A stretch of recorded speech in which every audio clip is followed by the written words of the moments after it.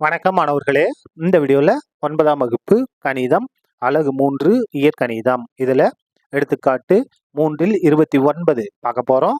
என்ன கொடுத்துருக்காங்க பாருங்க. காரணிப்படுத்துக 2x² + 15x - 27.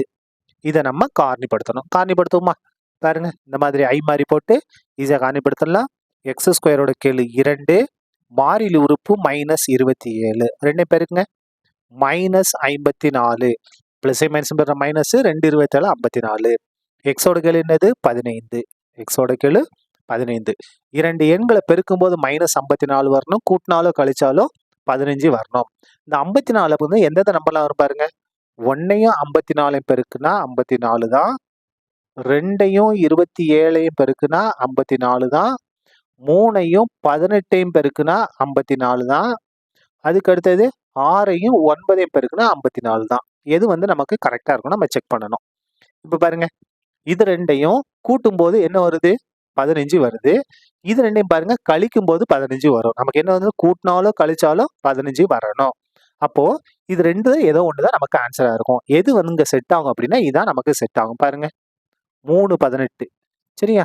இந்த இடத்துல நமக்கு என்ன வேணும்? +15 வேணும். அப்ப எதுக்கு மைனஸ் கொடுக்கணும்? 3க்கு மைனஸ் கொடுத்தாதான் நமக்கு +15 வரும்.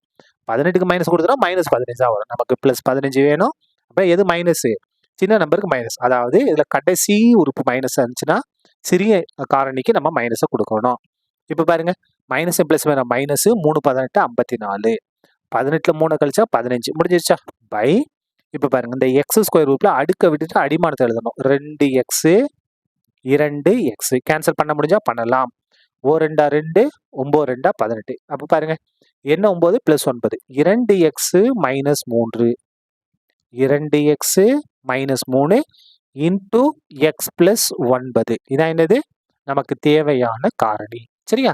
அவ்வளவுதான். இந்த கணக்கு முடிந்தது. நன்றி.